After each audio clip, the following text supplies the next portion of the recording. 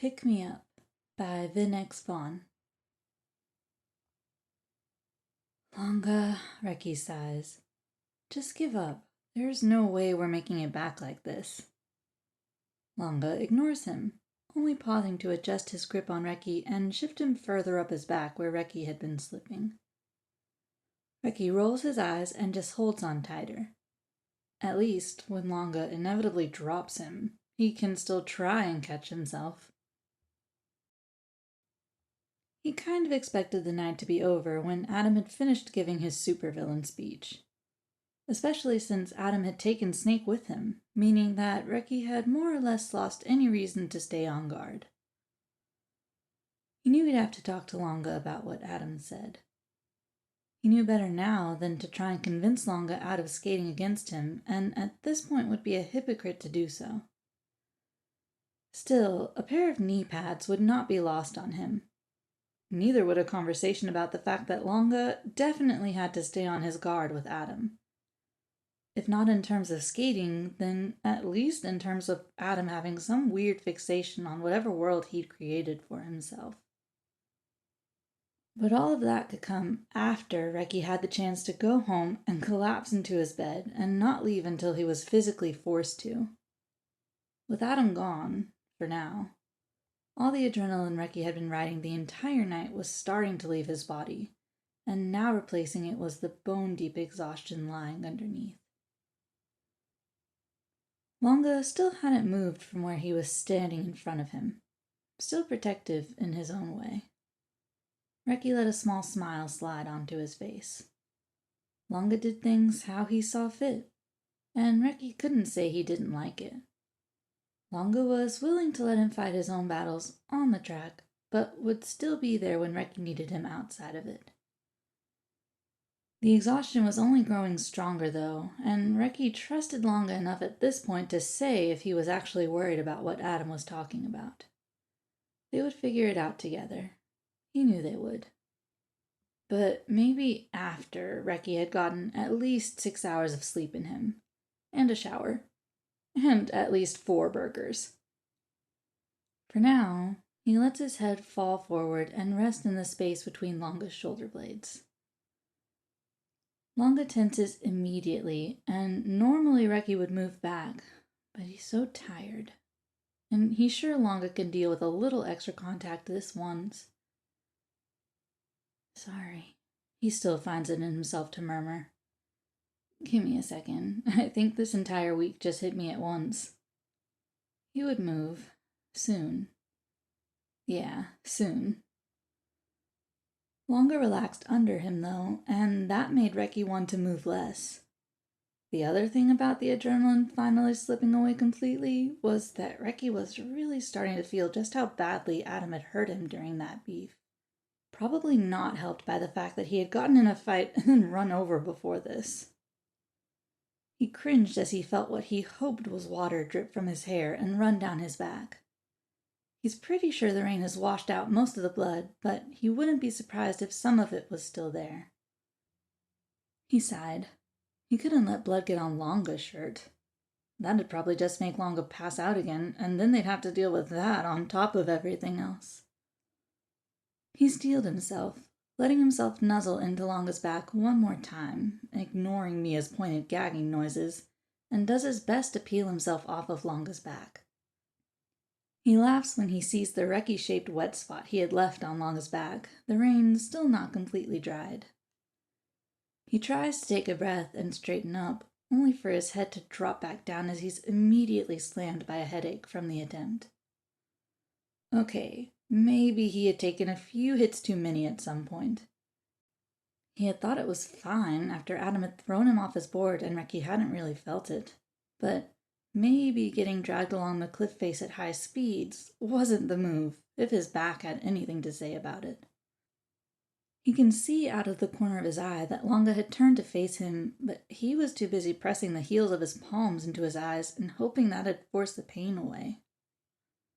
He hears Mia scoff and say something about crying slimes.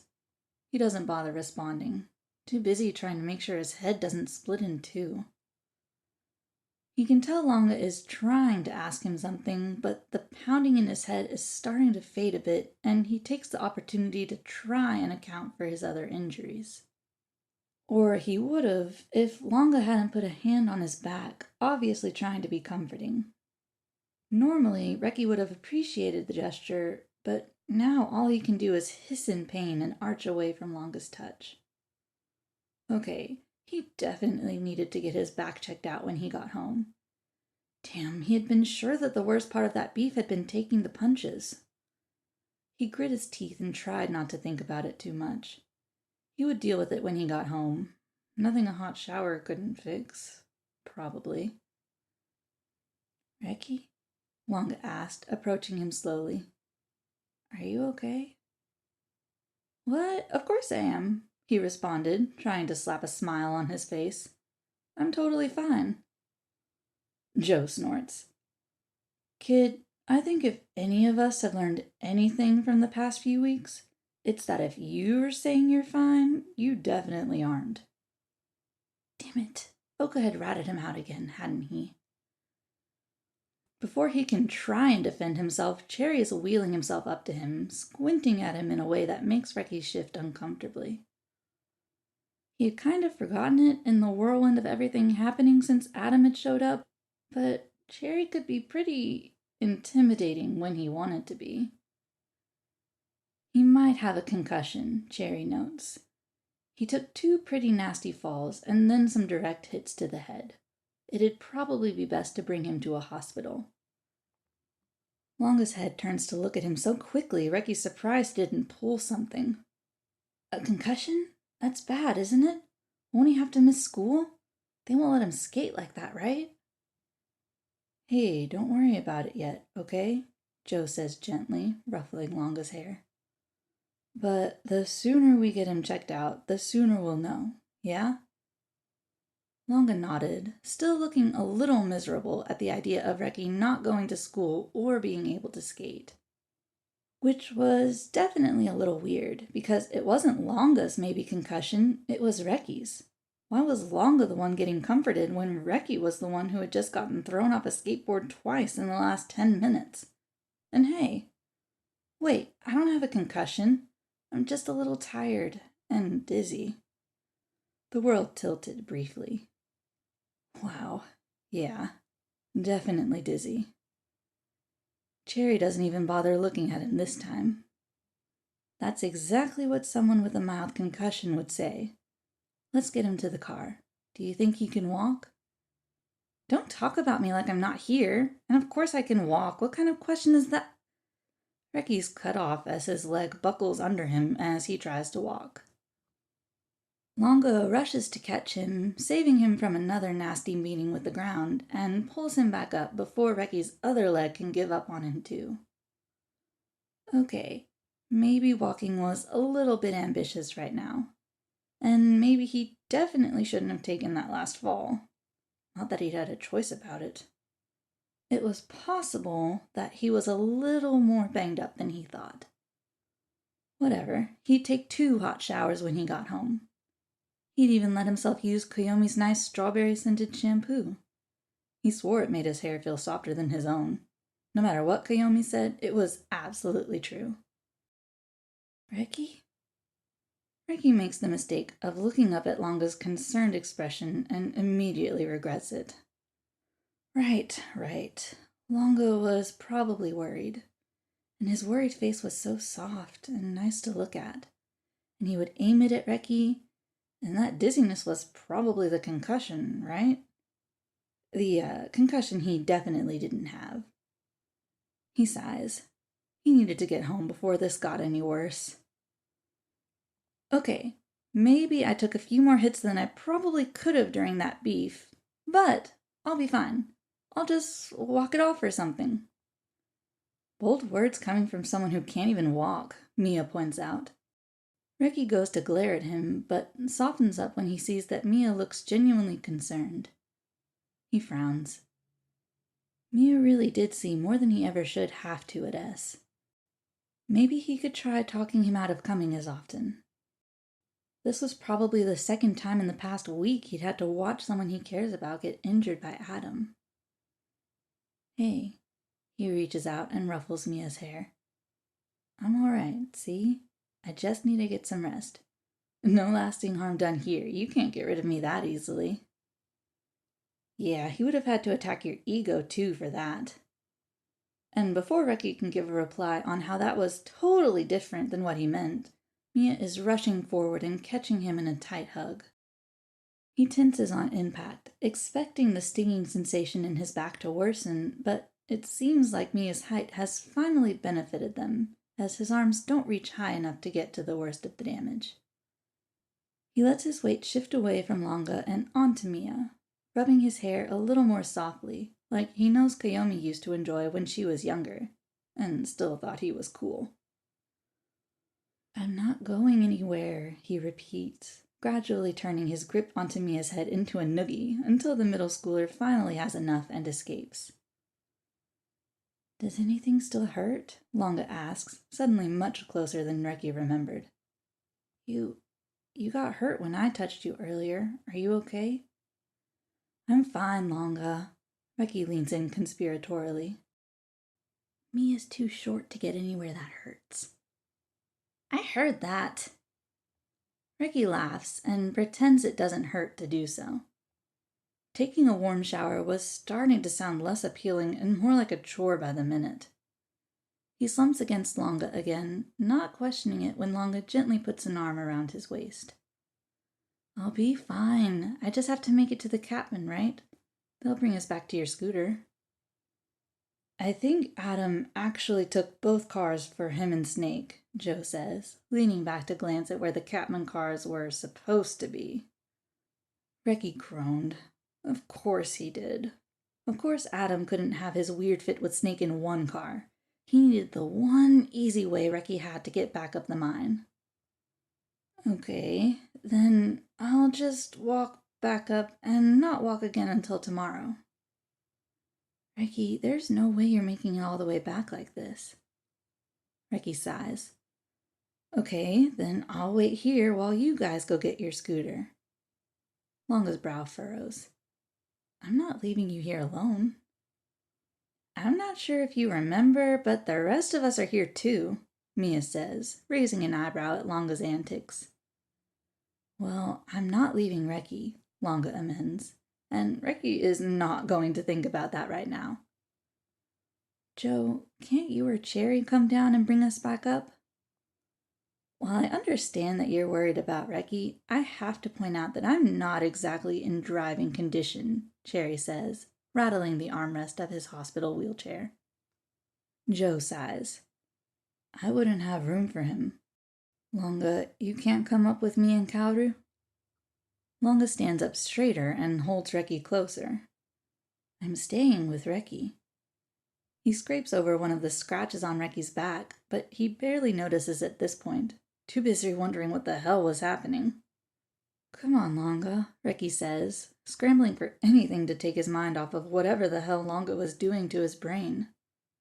Maybe this was a concussion? Did concussions throw your brain into overdrive whenever your best friend came near you? Probably. You don't have to worry about me. I'll be fine. We don't have many other options. What are you gonna do? Carry me? They all go quiet at that, before Mia bursts into laughter. You're going to regret that, Mia laughs. What? Reki doesn't know what he's talking about, or why Joe and Cherry are obviously trying to stifle their laughs. What was funny? He looks up at Langa, trying to find a port in this storm. Langa probably didn't know what was happening either. At least they'd be confused together. He's right. Langa isn't laughing. But he isn't confused either. Instead, he's wearing a very determined smile, and Reki has the vague feeling he might have fucked up. Yeah, Langa says. I am. What? So now, Reki was here, holding on for dear life and trying to get Langa to see reason and put him down. Langa, you're going to drop me. Langa ignores him, continuing up the trail. Langa, you're going to drop me, and I'm going to hit the ground with my back and get even more hurt, Reki tries to say, wrapping his legs around Langa's waist tighter when Langa adjusts his grip to make sure Reki's legs don't fall out of his grip. Langa, you almost just dropped me. We all just saw it. Just put me down so we can figure something else out. Langa mumbles something that Reki doesn't catch, leaning in closer to try and hear it. What? I didn't almost drop you, Langa breathes out, and the fact that he has the gall to say it when he's so out of breath Reki has to lean in this close to hear him is almost insulting. What? We all just saw it. I just lived it. He turns to Joe and Cherry, who are steadfastly ignoring the both of them and having their own conversation. Think we're this bad? Absolutely not. Someone would have told us if we were. We're... Reki ignores them. No help whatsoever. He turns to Mia, surely another witness in this who can see that this was a recipe for disaster. Mia just shoots him an annoyed look. You two are gross. Reki sticks his tongue out back at him. Shouldn't have expected anything. There's no way you're making it, Langa, he tries again. He uses his position to kick at Langa's thighs. Your legs are gonna give out, and then we're both gonna fall, and no one will be happy.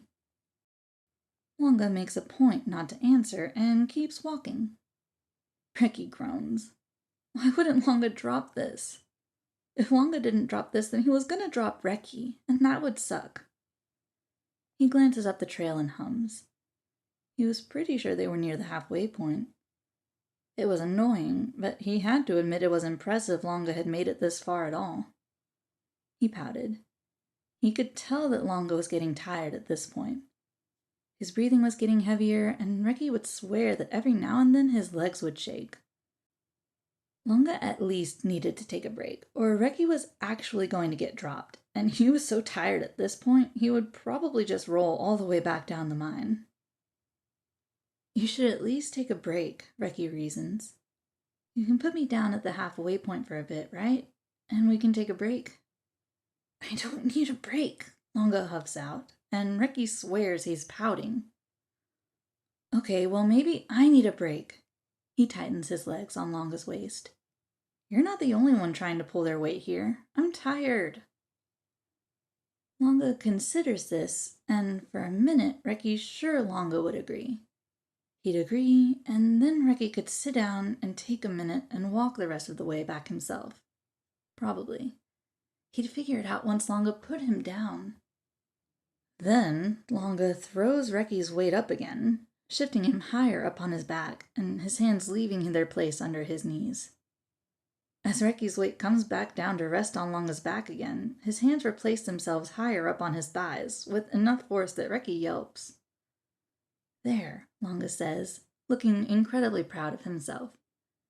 Now you don't have to do any work. I can carry all your weight like this. Reki stares, mouth open. What the hell was Langa on tonight? What? Langa! Yes, Reki? Langa. Reki. Reki groans and rests his head against the back of Langa's neck. You're not letting this go, are you? Nope. Reki shifts his head, hooking his chin over Langa's shoulder. Why? Langa doesn't look at him, clenching his jaw. He mumbles something. What? Langa turns away from him, mumbling again, and when Reki turns, he can see a blush spreading towards his ears. It's a light one, but it's surprising. Reki wonders what face he's making as he stares. When was the last time he had seen Langa embarrassed like this? Langa, I have no idea what you're saying, Reki tries again. And Langa's the one carrying a whole other person, but Reki's the one who feels out of breath. Mia groans. Can you just stop being a loser and say it? Langa glares at him, and Reki is 100 times more interested now. What did Mia know that he didn't? Langa? Langa's blush gets darker. It's nothing big. Reki pouts at him, digging his chin into his shoulder. Langa, what happened to you talking more? It's a low blow, but Reki's really interested in knowing what Langa was trying to say. There's no point in hiding it if it's not important, right? Langa actually stops walking in his haste to respond. He starts, but is cut off by a gasp as he comes face to face with Reki. Reki can feel himself start at the proximity, too. Had he and Langa ever been this close? Could they be this close more? Langa takes a step back in surprise, and while normally Reki would find Langa surprised at how comfortable Reki usually was with these kinds of things funny, now it was sort of a problem. Because now when he steps back, he leans with the angle of the trail, and with Reki's weight added on top, his step is very quickly converted into a fall. Langa! Reki yells, tightening his hold on Langa again, realizing just how helpless this position leaves him. Damn Langa for this.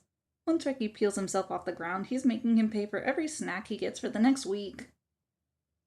But they don't hit the ground.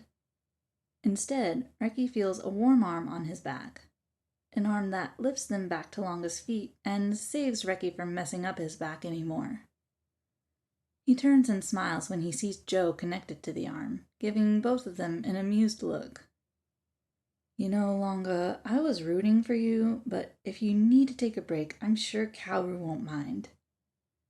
Cherry elbows him, but doesn't say otherwise. Reki is absolutely sure that Langa pouts this time, even though he turns away to try and hide it. Reki saw it. He did.